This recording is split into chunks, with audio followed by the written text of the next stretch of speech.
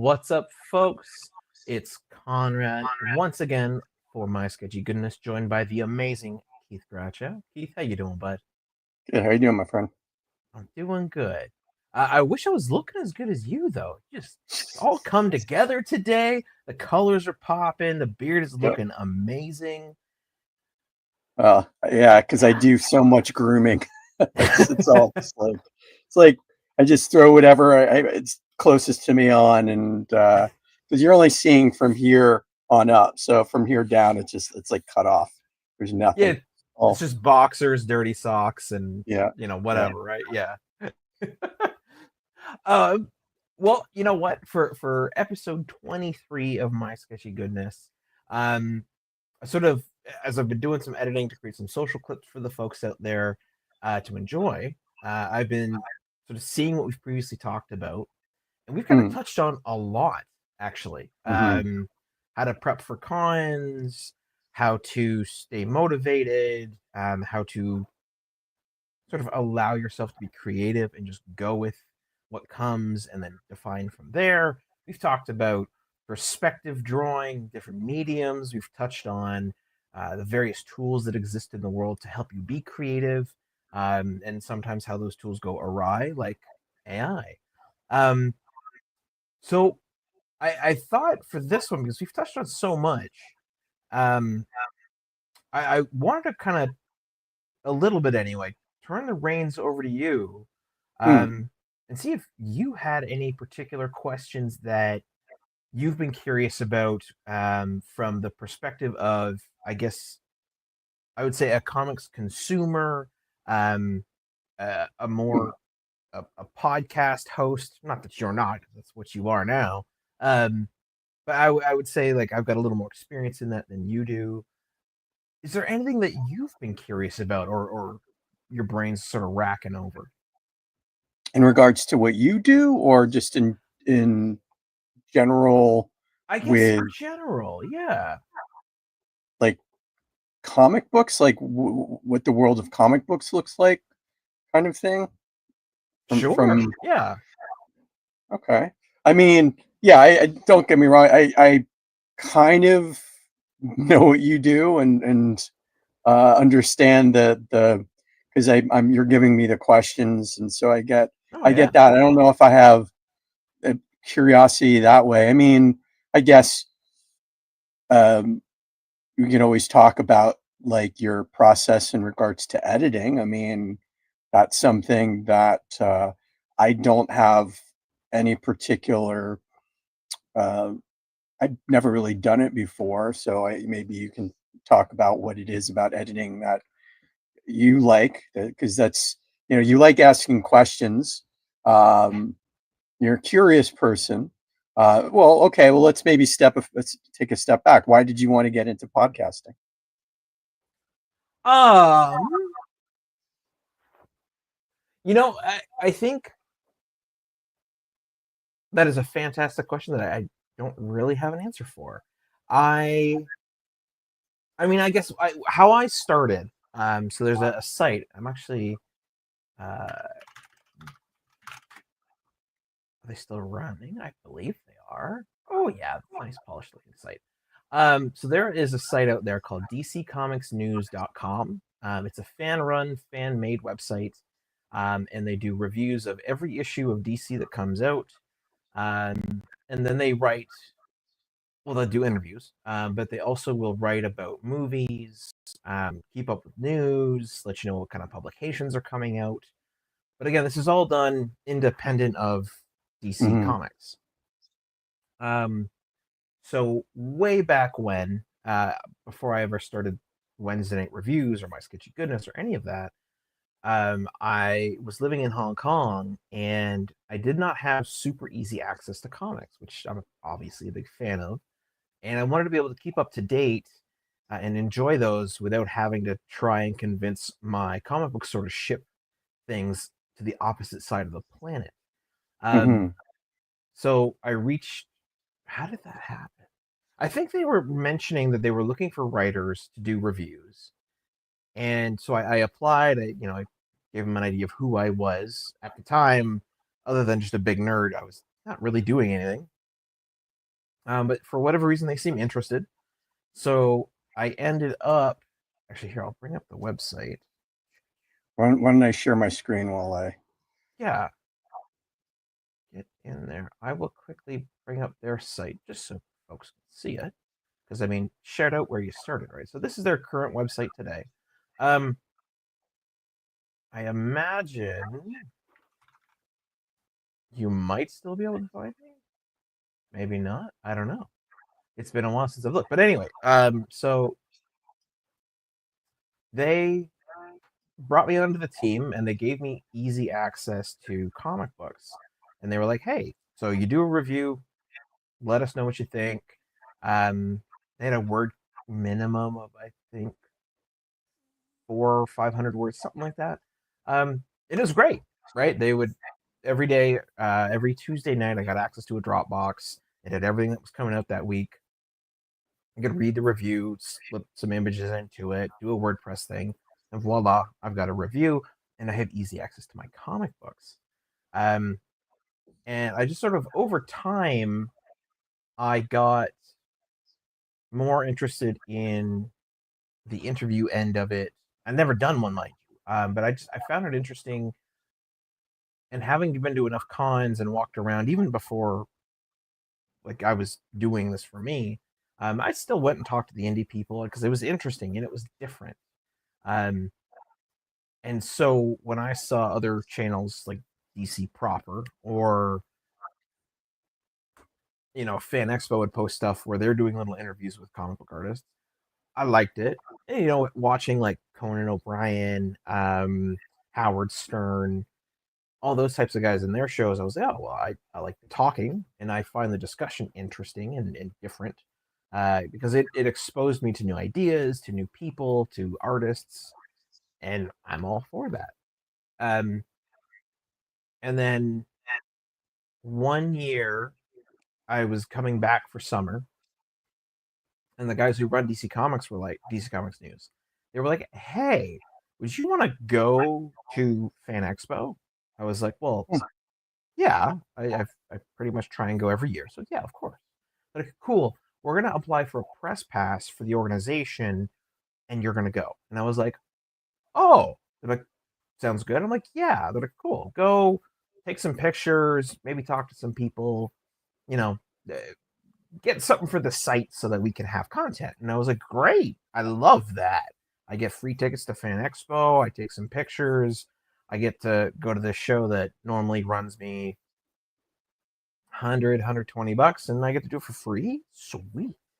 And I was already jumping for joy, right? And Mhm. so they ended up contacting me not long after. I guess they got the approval, and with the media approval came like, hey, do you want to do any interviews? So they turned to me and they're like, do you want to interview anyone? And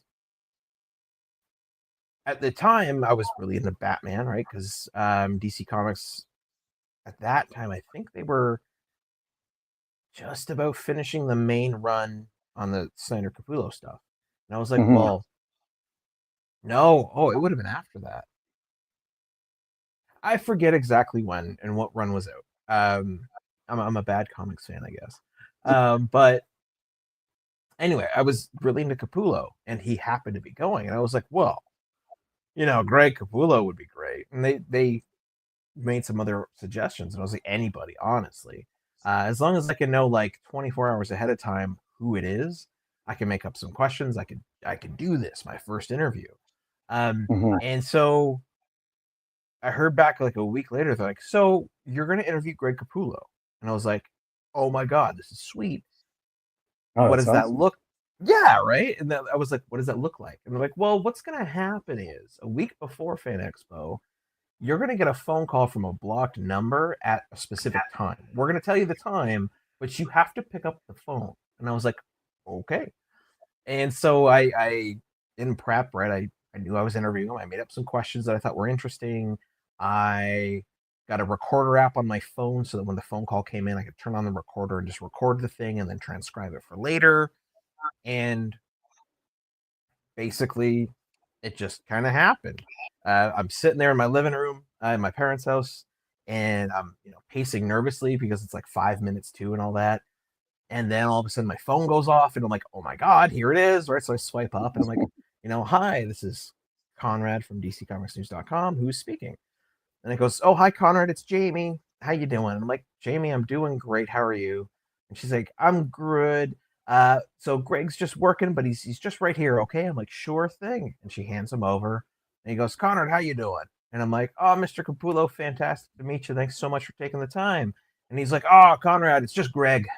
And I was like, okay, it's just Greg. And something about that moment for me, Keith, just hit me. And it was like, this is not Greg Capullo, the guy who made Spawn visually amazing for, hundreds of, well, not hundreds, but for a very long time. The guy who's created, redone the new 52 Batman art style and made that visual work and made it awesome. It's just Greg. And we're Right. going to talk about Batman because Greg and I both like Batman, and that's going to be really cool. And it, to his credit, it was super cool. Some of the questions I came up with, again, my first ever interview, just didn't work. I asked, the only thing that really I remember well is the fact that I asked about the 0 year run of New 52, which is sort of like a flashback where it shows Batman's beginning. And in it, he had purple gloves, which I thought was a cool callback to the original Detective Comics number 27, because Batman had purple gloves. And I asked him about it, and he's like, "Oh, honestly, I don't know. You'd have to ask Scott about that." But Scott tells me to draw it, so that's what I draw because I trust him and he's awesome, and that's how it happens. So it was a great learning experience when it comes to how to make questions, what to understand, and since then I've become very good at this. And then yeah, because he just said, "Hey, it's Greg, not Mr. Capullo." I was something about that clicked in my brain, and that all finished. I went to Fan Expo, had a great time, and went back to Hong Kong, did another set of reviews, and then when I moved back here, I was like, I could continue on with this, right? I could keep going with these guys, but I'm like, I don't really want to. Um, from doing that, I was being exposed to new comics and different creators because they were like, "Oh, hey, we're gonna have you do Green Lantern this time, or we're gonna have you do whatever." Um, Right. and it was cool. Like, don't get me wrong. I read my first ever chunk of Harley Quinn, which I really enjoyed. I read the Jessica Cruz Green Lantern, which I think is exceptional and it's fascinating storytelling. But it wasn't what I wanted to be doing, and so Mhm. because I got that taste of interview, I was like, I should do more. I really should. Um, and then I started Wednesday night reviews. I started doing reviews because I reviewed what I wanted to review, what I thought was actually good. Because I didn't really want to review something and go, this is a bad book and here's why I don't like it. Because Right. it's so subjective too. Like comics art in general, I can say like you can have an inconsistent book. Your consistency can be messed up and it'd be really good at the beginning. The art can totally drop off and then pick back up.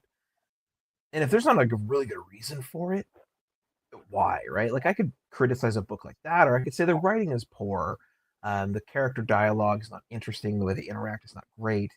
Um, but generally, like I just want to share what I think is cool. So if I found a Yeah. book that I didn't particularly like, I didn't review it. For the folks out there in YouTube land, not to say if you sent me your book as an indie comics creator to review, I won't review it. I have a backlog. I will be addressing it very soon.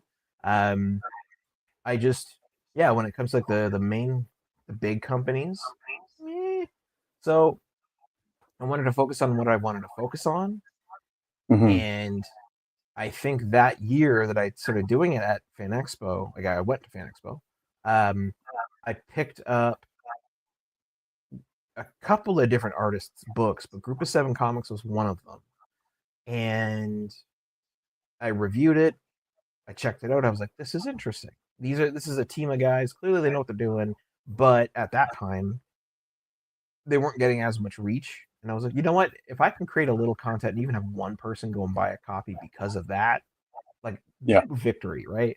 And so that's what I did. And then I was like, hey, do you guys want to like talk about the book, and they were kind enough to agree. So I sat down, and it was a horribly long interview because we just started, and I didn't stop. And I think that first interview, it's still on YouTube.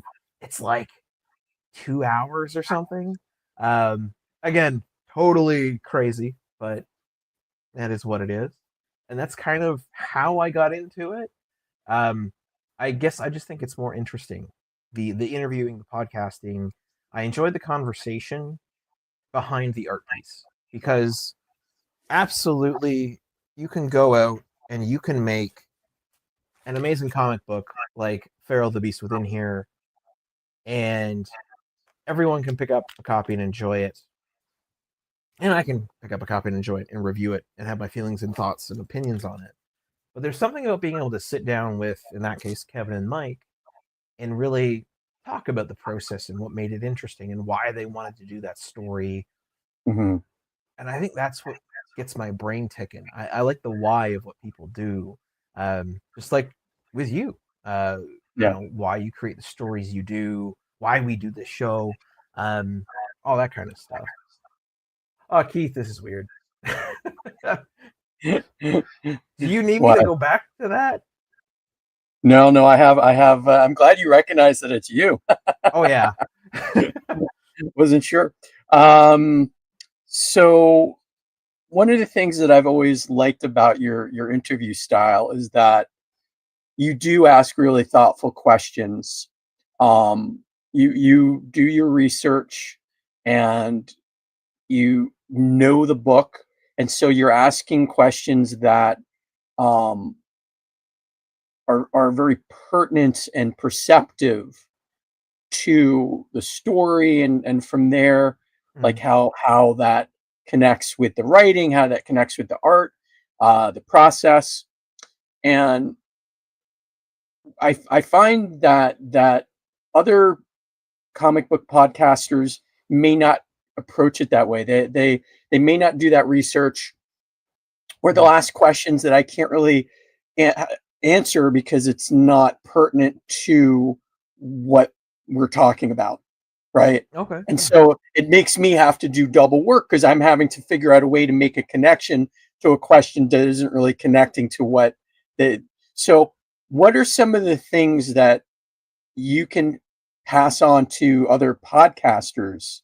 Like, what are some of the ways that you uh, ask these questions that get you to those questions, right?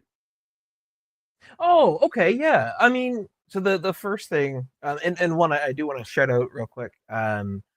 Leo is in the chat. He's asked a question earlier. So one, he says, "Hi guys, I like the Switch interviewing. Thank you. I this is different and I like it.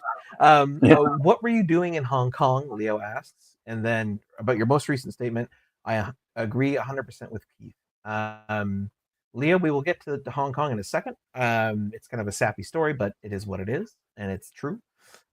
Regarding me and doing the method that I do and how I do it, well, I feel like to interview someone about something they've created, you have to consume it. You have to understand it at least. Maybe not perfectly, and maybe you don't have to be correct about it, but you have to at least have consumed it and had some thoughts. Which is why whenever anyone emails me and they're like, "Hey, can I come on your show and interview about my book?" I'm like, "Let's do it. Can you send me the book?" Because I don't want to have them on and have no idea what the book is about, have no context, right? Because that's just not a good thing. Because no one's gonna have fun there because I have to poke around, feel around in the dark, and you're not gonna get Yeah. an in-depth interview. Um, so one, consume the thing. Also, whenever I come up with questions, and I'm less diligent about it now, I think, because I know I don't have to be. But when I'm trying to be as diligent as possible, what I've done in the past is I will actually start Googling. So I, my best example, I had a interview with Chip Zdarsky. It was awesome that he agreed to do it. It was hosted by the amazing folks of the now unfortunately defunct Sidekicks Coffee or Sidekicks Comics and Cafe. If you'd still like to support them, Little Ghost Books. Same owner, different business. Chris is fantastic. Please go check out their books. It's all horror books. Not up my alley, but they're really cool No, business. it's got like ghost. It's mystery. Ghost down. Yeah. So when Chip agreed, and when Chris agreed for me to do it there, I basically started Googling Chip, and I found all the previous interviews that I could. And I do this with anyone who comes on my show. I want to know, in the last 6 months, what have you done? Because that's what's sort of pertinent. What are you probably working on? Why are we doing this interview to help promote? But also, like, in the last year, or sometimes I'll go further if I'm being paranoid. I want to know, what have you been asked in every interview that we don't need to ask you? Like, Hmm. I never want to get into a position where I could be like, Keith, what's your favorite comic book hero? Because that's not like, if we like deep dive and you and I are talking, like, sure, that could be a pertinent point of conversation, but like, if I'm interviewing someone, that's not super important detailing to know, especially when I'm trying to help promote a book or something like that. So I want to know, what have they been asked 10,000 times already? And then once I've sort of figured out what everyone else has asked them, I go and re-look at the work, even if it's skimming through it, and I come up with questions that I think are interesting to me. And then if someone's already asked one, I add on to my own question. So it's like, oh, why did you I don't know. Why did you have your character do this specific thing? If someone else already asked that in an interview, I go, why did you have your character do this given, X, Y, and Z, or I'll try and push it to get a more specific answer that I find interesting. Because if I don't find it interesting, I doubt anyone out there on the internet is going to find it interesting. And then no one's going to want to watch this thing. And I'm going to hate editing it. Because if I have to sit here and edit something that I find uninteresting, oh my God. So, like, I got to keep me entertained to keep everybody entertained. And that's sort of like my biggest thing. Like, I remember many times I would come up with a list of questions and then Google the person's name, and oh, they already asked that question. It was answered. What was the answer? Do I care to build off of that? Do I find that interesting? No. Okay, scrap the question. Keep moving. The other thing that I do, and I am actually in talks with a local artist who is now working with DC, to maybe have them on the show. I really hope so. They seem like a very sweet person, but also a little camera shy, and that's a-okay. But the one thing I do, and that's to try and make people comfortable, is I make that list of questions. I finite it. Like, I make sure it's 10 solid, easy questions. The first one is always, who is Keith Grachow? Who is Chip Zdarsky? Who is whoever? Generally, the second one is, what is the work that you're promoting? And then question 3 through 8 are the questions that I really want to ask. And then 9 is like, where can people follow you? And the last one is, how can they get the book? In the actual interview, somewhere between question 3 and question 8, usually it all goes off the rails and we're talking about some crazy weird thing, but it's because it's entertaining and I'm having a good time. So for this artist that I am potentially going to have on the show on Wednesday Night Reviews, I'll go out, I'll come up with those 10 questions. I will see what they've already done interview-wise, podcast-wise, knock out the stuff that people have already asked 10,000 times, get more specific on what I have to, and then I'll send it to them like a week or two in advance and be like, hey, if there's any question on here you don't like, you scratch it out. If there's something you want to draw attention to, add it in. Because if I don't know to ask and I've done my research and I haven't found something, my brain isn't going to catch it. So just be like, hey, ask me about this thing. And I promise you, I will. Beyond that, I also ask people to make sure that they let me know if they're not comfortable. I've done it to you live on this show a few times. I go, Keith, if you're not comfortable answering this question, just say pass. But question blah blah blah blah. And Mhm. I don't think I've ever had anyone say pass, because I'm not trying to be sensationalist or clickbaity, which is really the same thing. So be respectful to your guest, I guess, is the other one. Know the stuff, have a plan, be respectful, and then when the plan goes off the rails, just have fun.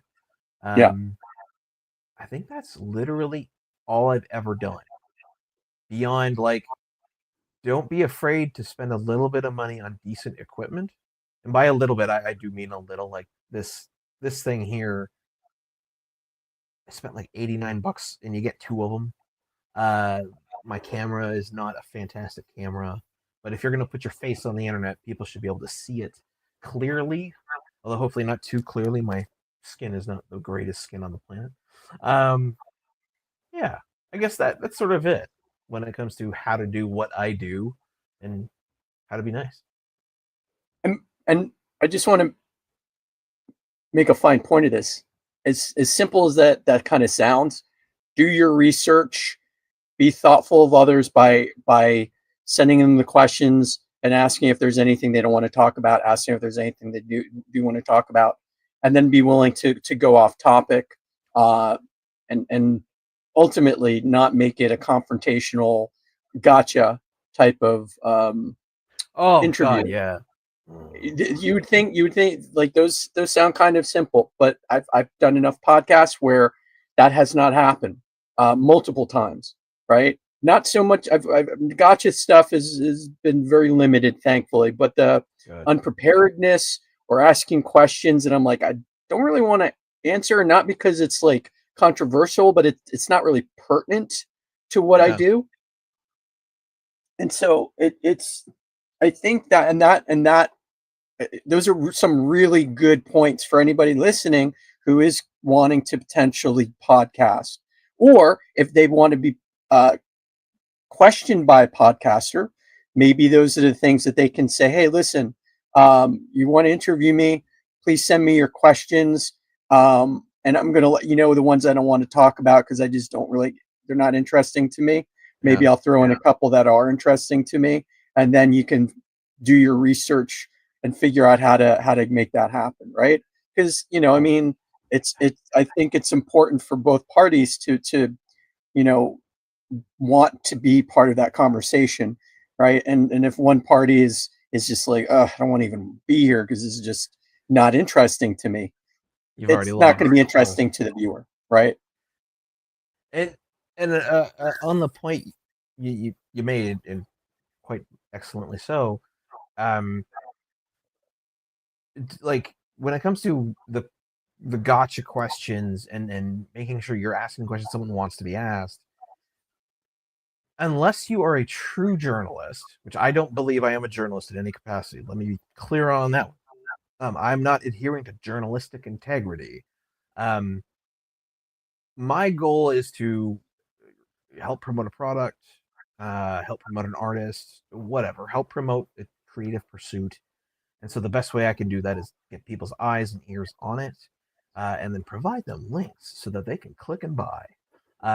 Which I hope the folks out there do. If you find something you like on the internet, by God, especially if it's local, buy it. That way that Yeah. person can keep doing their thing. Um, but I have seen too many interviews, uh, with quotation marks, um, where someone. Okay, here's two things that bother the hell out of me. Um, there is a string of content online. It's no particular creator. A whole bunch of people have done this. It's just a problem, I think, with the way that content creators try to get views.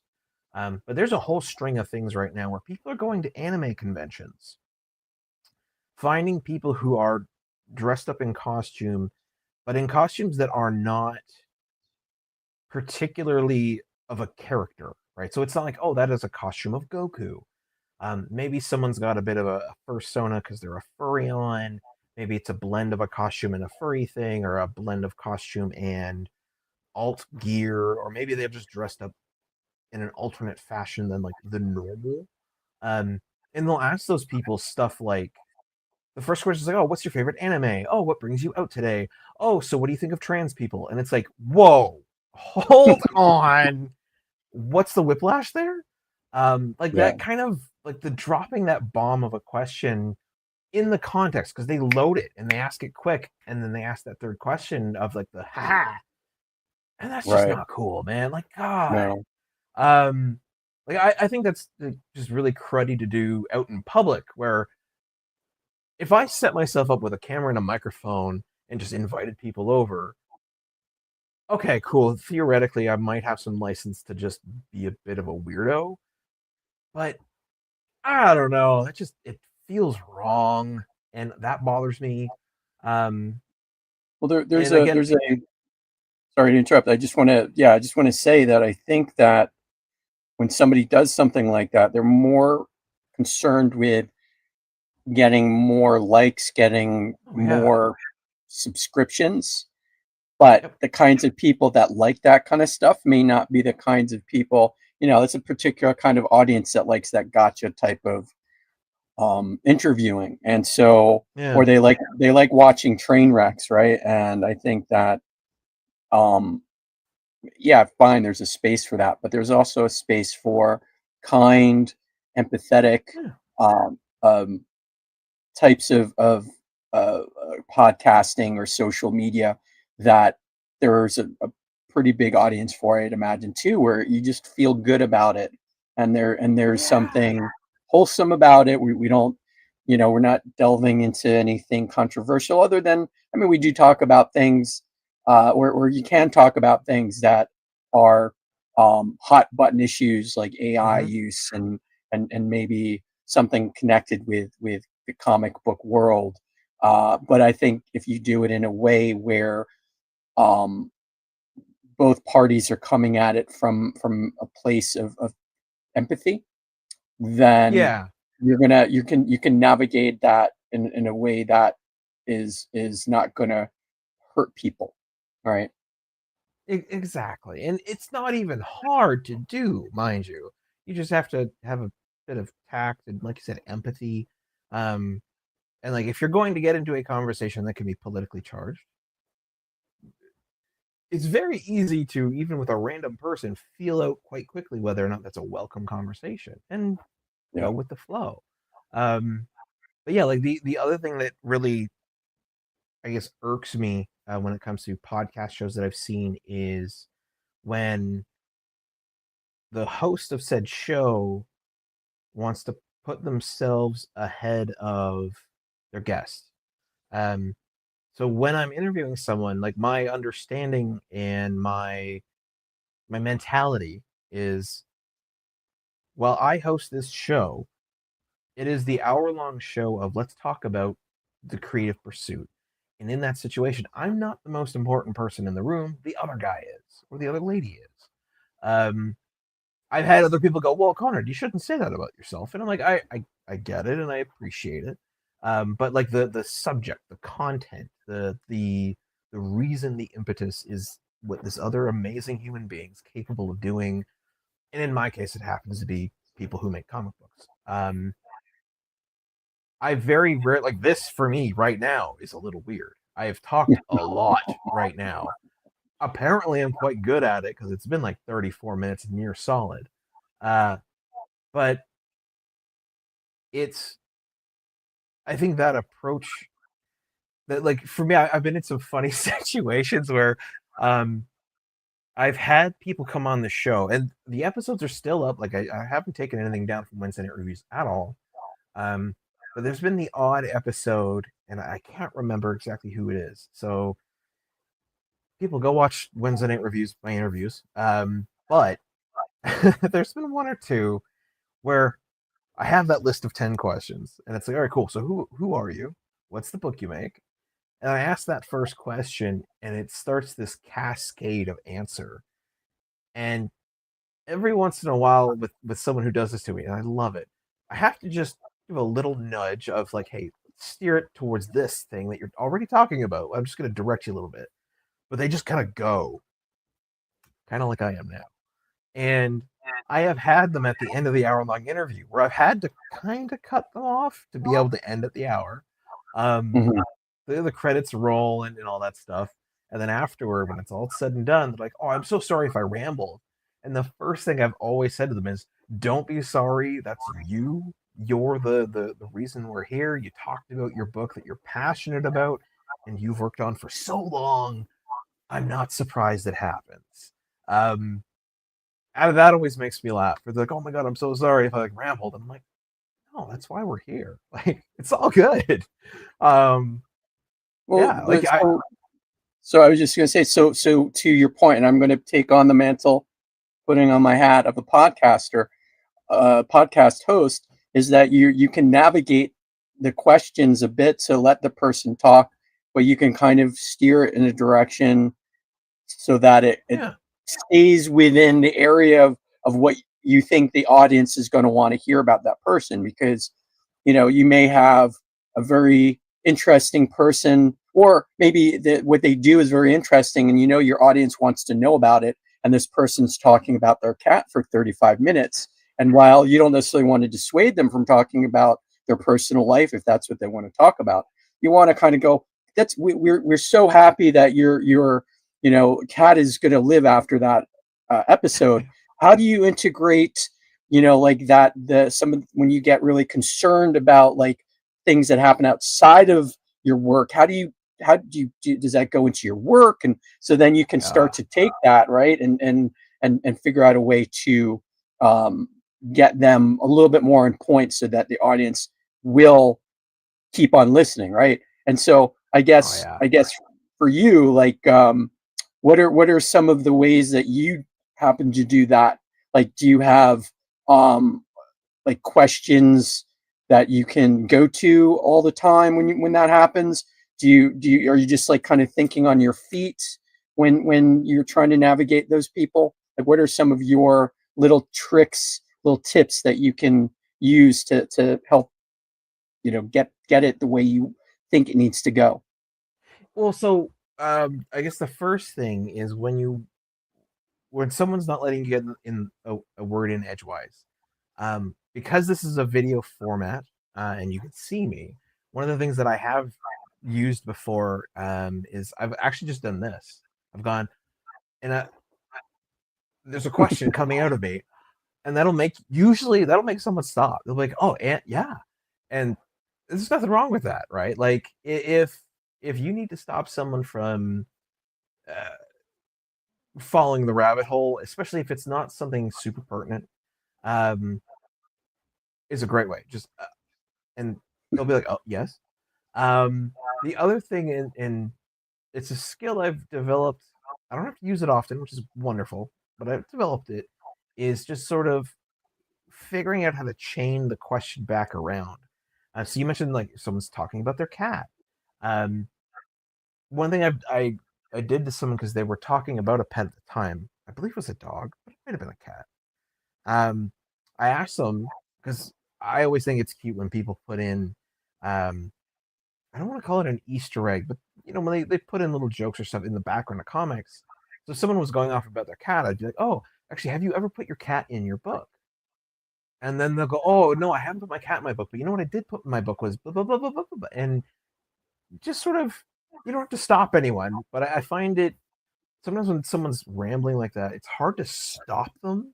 Whereas if you can steer them, right, you get sort of right back on track, and then it's easy to go, "Oh, well, it's funny you mentioned that about your book because on this page I was really enjoying blah blah blah thing that you did," and then you're right back where you want to be.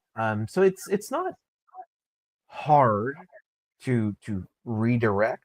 I think if you're out there wanting to podcast or interview or whatever, or actually like if you want to be a journalist and interview people, and you have to learn how to navigate that kind of conversation. Um, don't be afraid to ask questions that intelligently loop back to your subject. Because I find people want to talk about what they're good at, what they like. Um, and so if you can ask the right question to loop through something, um, you get them going off on that subject, great. And then it's just, oh, what about X aspect? Oh, you could direct them into that. No, what about X? And you can just kind of keep gently nudging, um, because yeah, to get someone to fully stop is so hard, and it feels rude. I find maybe it's a North American thing, maybe it's just a generational thing. I generally don't like to cut people off, especially in conversation. I try and let them finish their point, and then say my piece. Um, that's just me, maybe. I don't know. I don't get out in public a lot. Maybe that's a part of why I do what I do. Easy way to talk to people. This is your way of um, getting out of the basement and Yeah, being social when that may not be something that you do all the time. 100%. So let's chat about the technical part of this. So what does it Yeah. look like for you to? Because I mean, I really don't exactly know the logistics of, okay, so you're setting up, not only do you have to set up the live video, but you also then it's recorded, and then now you have to take that and go through it and chop it up and make it, you know something that people can listen to Yeah. without, so do you, how much do you go into the video? Do you edit out ums and ahs? Like what does that process look like from beginning to end there? Well, the in particular right now, the way I'm doing this, so and I don't like the logo's there, so I don't mind just saying it anyway. The website we mainly use, you and I, is StreamYard. They have a paid version, they have a free version. I have previously paid for it. I am currently just using the free version. Um, I don't find there's a ton of advantages, although I would like to be able to put the background back to the blue and purple. That's one of the paid options. Anyway, so for the free version of StreamYard, you pick one destination where you want to broadcast, in this case, the wonderful land of YouTube. And you enter in the title and the subject stuff, which I have a template for. Pick your date, your time. We meet up, we hit go live, and now we're live to YouTube. We're literally live to YouTube right now. This is what we're doing. We're getting a bit meta. Um, and from there, uh, so after the show is done and I hit that stop stream button, we will end up, or I'll end up, about an hour from now is the earliest, I think. YouTube will have processed the video, and then I'll be able to download it in 720p. Um, from there, I download it. I throw it into Premiere Pro. Cancel that. Actually, you know what? Allow me to show you. Through the magic of the internet. Is this gonna work? Oh nope. And so, just real quickly, when you're Yeah. using 720 uh, p to do that, is do you find that like, because I know that you can go up to like 2000, like, or whatever that is, 2000 HD to get Yes. that quality. Do you find that the quality would need to be better than the 720, but you don't want to do it, or is there, like, what is your choice about getting it at that level? I guess. Um. Well, so I never truly worry about going above 1080p because most people aren't going to stream above 1080p. Even if your phone is like a 4K phone, Hmm. the truth of it is, if you're actually streaming, you're probably going to be getting some sort of buffering, maybe a little bit of pixelation. Like, unless you're sitting at home on your phone, that's probably what you're at. And even if you're streaming from YouTube, again, people can, but to stream at a higher resolution, it takes more energy, more data, um, Hmm. but also more loading time. And sometimes people just won't do that. Like, especially with a show like mine, or ours, I should say, both of us, um, where a lot of it is audio. Like, absolutely, when we've got your drawings up on stage, which I'm gonna throw back up on stage. Um, hold on, remove that, pop that up. Um, Yes, absolutely. Someone might tune in and watch you draw. But I am more likely to believe that someone might tune into the show, see where we're starting at, and if they're really interested in listening to what we have to say, they will probably put headphones on or put their phone and turn it up on the volume and go do other stuff for a bit, come back, see where the drawing's at, and then keep doing their thing.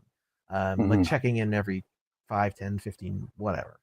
Um, so I don't terribly worry about trying to grab super high end.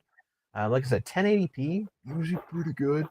Um, Also on the end of editing, 1080p is pretty chunky. About an hour of 1080p is actually like a gig and a half. So if you go above that, you should really start cranking up the data, the physical file size, which means your Hmm. editing software slows down, your computer slows down while you're trying to work with it. So it's not as great to work with. Um, Mind you, it looks pretty. I will not say it doesn't. It's just not necessary. Um, Right. and and then when it comes to the actual editing, so I'll download it from YouTube. I will put it on somewhere local on my computer. Because if I don't have it. And then if I have to go and call back to it and say I clear my history and it's not in the download folder, then my computer's like, well, we don't have this thing you told us to have, so yeah. So download a hard copy. If you're editing anything, by God, download the hard copy and have it. Um, Sorry, just real quickly, I'm going to use your technique here. Um, when you have it downloaded onto the computer, is the compression better than, let's say, if it was on the cloud? Like, is there a qualitative difference between the video oh if it's yeah? yes. You're just processing. For data movement, like if you're trying to edit something on a cloud, um, especially video, you're trying to get it from the cloud and then link to it and be able to chop it up and move it around. The act of just bringing it in is one thing, and then having to work around with it and move it and shift it in your program of choice. Premiere Pro is the one I use with Adobe. Um, that's a whole thing. By having the hard copy saved somewhere, I have portable drives like this one that have hundreds of hours of me talking on it. By having that drive there, it just lets your computer work less. And so you just have access to it. Um, there is nothing worse than, especially if you're doing it through a cloud, and if they change the format of the cloud or the way things link, all of a sudden you might open a hour-long video project, or if you're trying to do a movie, and wherever the base data is located, if that shifts, oh my God, your whole project literally goes red and it's like missing data. Hmm. Now it's not hard to relink. Once you know where it is, it's easy. It's just eh. Just have hard copy. Just have it. Have the download there. Um,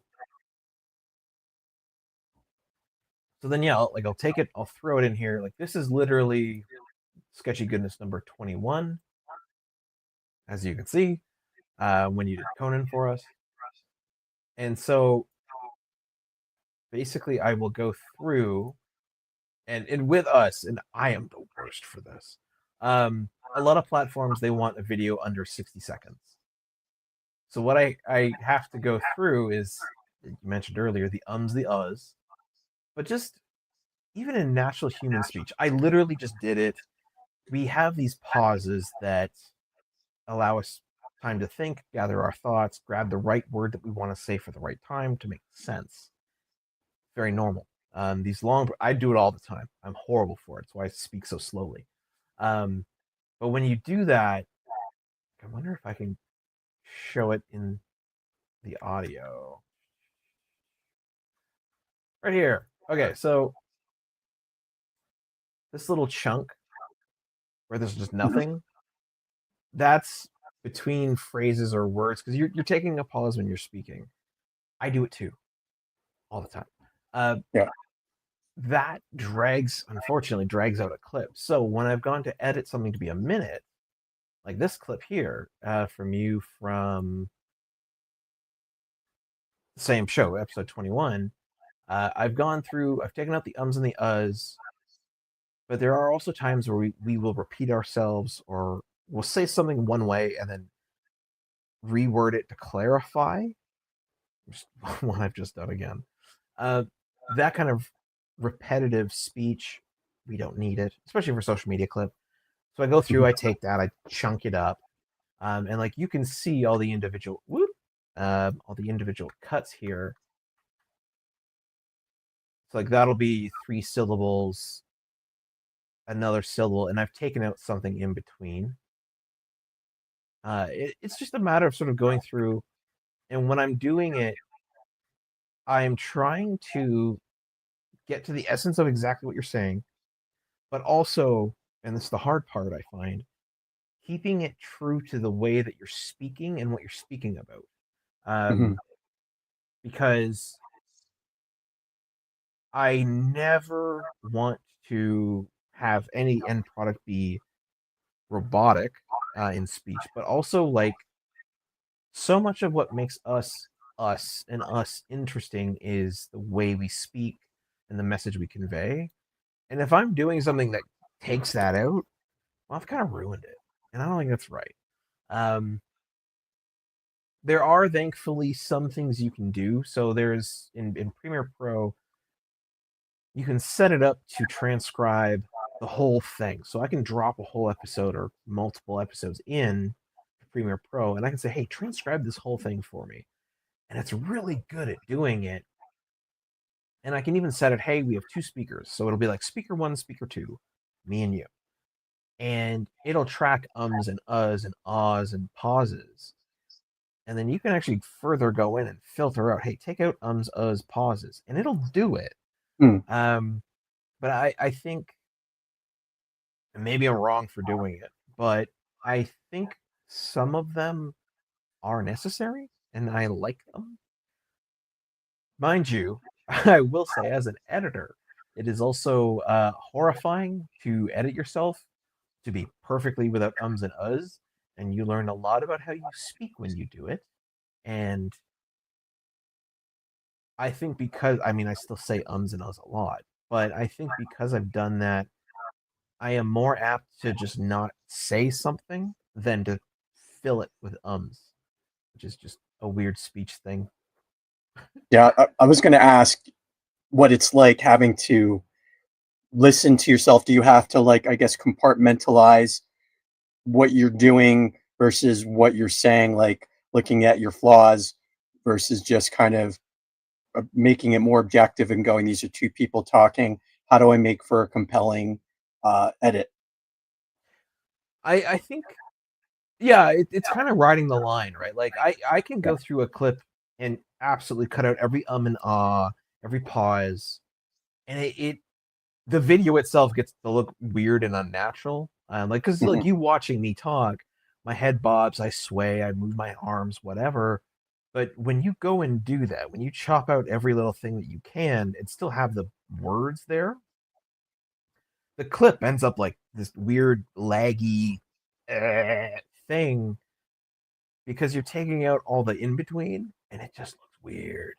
Um, so I find it's a matter of riding the line between what's going to keep this sounding human, but also interesting, and no particular pause can be long enough that my brain wouldn't want to just go on a TikTok and swipe past it. Nice. I like that. Always waiting if you're gonna just like kind of like Oh, I ignore love it.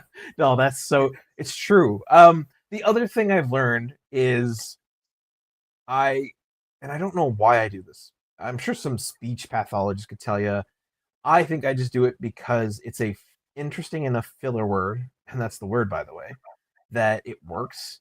So when and I never lie when I say this, if I find something genuinely interesting, but I need a moment of filler so that my brain can process something, if someone shows me something cool or tells me something cool, and people who've watched any amount of my content for any time will know this, but I'll say that's interesting. yeah. And I genuinely mean it. I want people to know that so much. I really mean it. I find that thing interesting. It's just my brain is processing it and going, okay, what's the next thing to talk about to sort of flow with this? And my mouth doesn't want to let there be nothing. And Yeah. my brain goes, don't you say and so that's interesting comes out. And I So hit a point I've thought I should make a gag shirt that says I went on WNR and all I heard was that's interesting or something like there you go.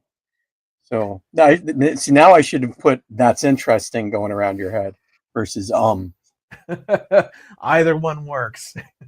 There we go. Let's see. Well, I think we're almost out of time, my friend. We really are. And so now you've been on the other side of it. What does that feel like? It's different and I don't dislike it, although I definitely am not 100% comfortable. The fact that you and I have done so many of this show together, plus we know each other, plus I've interviewed you, it makes it different.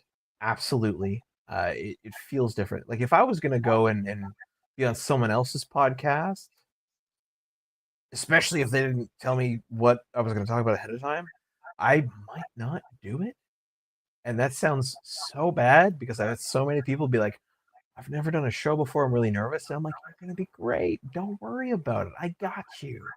And they're great. And they come on and they trust me. And I love that they do. And we have a good time. I don't know if I'm that brave, to be honest. But in any case, it's something I don't know. It's just different. Yeah, well, you did a great job, and I appreciate learning. Listening to what you're saying about what you do as a podcaster, and it gives me a better insight into who you are as a person, and I very much appreciate it. So thank you very much for doing that for us. And hopefully everybody else who's listening or watching got that out of this, that they now understand the process more. Maybe it inspires them to want to podcast themselves or be on a podcast. Yes, please.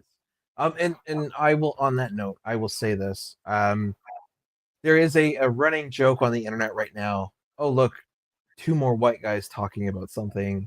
And there's all sorts of jabs people have at people who do podcasts. And I don't find it unwarranted, let's be honest. But if you're really passionate about something and you really want to do a show about it, all I would ask, as Keith and I mentioned earlier, be respectful, have a plan, and be interesting.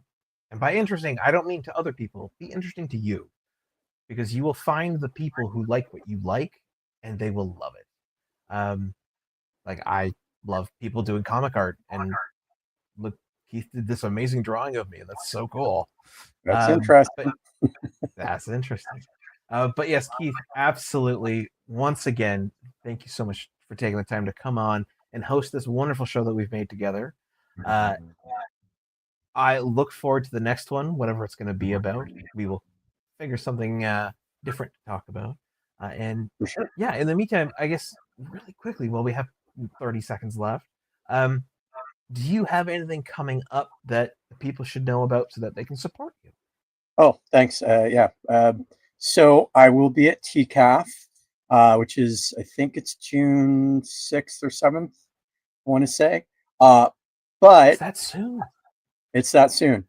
But on the 6th, the Saturday, Jen, my lovely wife, is going to be sitting in for me at TCAF, selling my stuff because I'm going to be in Hamilton at a children's themed event called Imagine in the Park, where a bunch of children's book creators and companies get together and throw this free event for kids to learn about all different things, to draw, to um, have just a fun day. And I will be there with Story A. We're representing Story A. We'll be doing a fun um, creating a choose your own adventure type story. And then I'm going to be doing a live drawing on stage. So I'll be doing that on Saturday. Yeah. That's where I'll be for the Saturday, but on Sunday I'll be back at TCAF. So hopefully I'll be able to see you there and we can have a conversation and talk about comics and whatever fun stuff is around us. Amazing. Well, that's super exciting, Keith. Congrats on both of those, getting into TCAF and also doing the wonderful event in the park for the kids. Yeah. That's sick. Then yeah, I guess we should wrap this up. So in awkward, unprepared fashion, which is never good. Keith, thank you. It's been a blast, and we will see all the folks on the internet next time. Have a good one. Golden age to present, digest to oversize. Never miss new comic day, yeah, no surprise. So where's my no prize? Check the letter columns. Can't find issue 2? Collector problems, cliffhangers, mysteries.